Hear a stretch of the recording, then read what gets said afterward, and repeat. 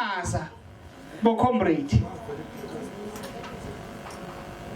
ukuzwa abanye abayibiza ngabaholi abanye bazi kahle ukuthi baphethe umasipala waseZululand abawinanga nge-outright majority. Umeya waseZululand ubani igama lakhe khona lokho lo baba lo ngokwazi kwami lo baba mawumbuka ugudi kakhulu okuphatheni induku.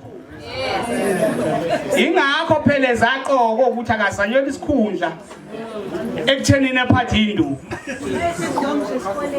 Lo baba uthi akawathengi yena amakhansela eNFP. Engawathengelana amakhansela eNFP ngoba iNFP siyafa.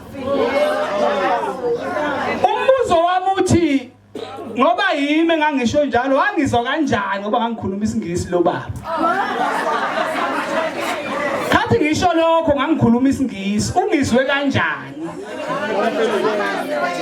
Okwesibili engifisa ukusho lapha neZululand la inkathe engawinanga khona iphethe ngekhansela leNFP lesifazane almanager embhedeni ngoba ephethe la abazini ngokwathenga nje ngemali. Usho kanjani ukuthi iNFP yafa ikhona into efaye nje?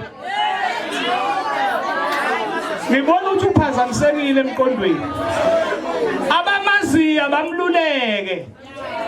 Mayadlala ipolitika akadlale nontanga yabo. Asibona abangani bakhe thina. Sizombeka nje endaweni yakhe nihambe nimtshela mayefuna sidibhetha ama issues.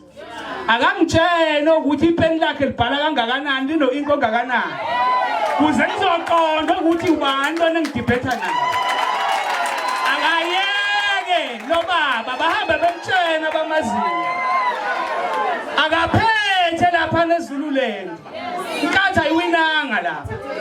Kunje kumanje iNFP iphula uthile kuhulumeni weprovince. Yiuye lo baba nezinto abayikhulumayo becofa iNFP. Simileke angithi bona bafi bona thina siyafa. Cela ukunitshena ke inkatha kwiprovince yathola 18%. Inkatha isineminyaka iphile more than 55 years. iNFP ayingenelanga ukhetho ngo2016. Yabuya iNFP ngo2021 yana makhansela.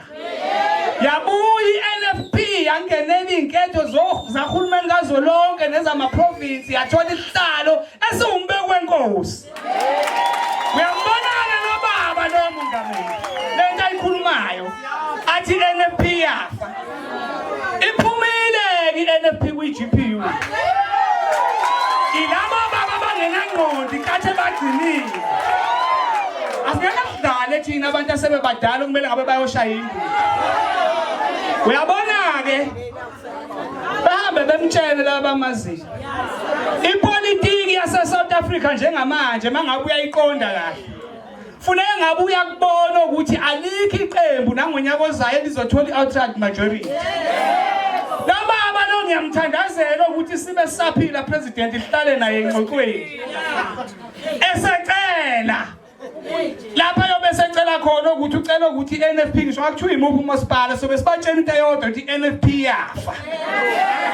Iyafi iNFP ayikho into engathengelwa yona amakhansela. Alikho ikhansela leqembu elingavele liqokele ukuyohlala ekhaya liye ku18,000 njengoba ngikhuluma nje anginawo ngi200 eZululand inkatha iphethe ngekhansela leNFP elikhokhasa nawo umkhome elumuntu wesifazane. Yini leli khansela lihlanganisa nalo baba? Uyaqhubeka uzokhuluma lento ayikhulumayo. Akasijwayeli ka. Asibone intanga yakhe. Mina ngangitshengisa ipeni lakho ukuthi lino inko ngakanani kuze sizokwazi ukuthi sikhulume on the same level nana.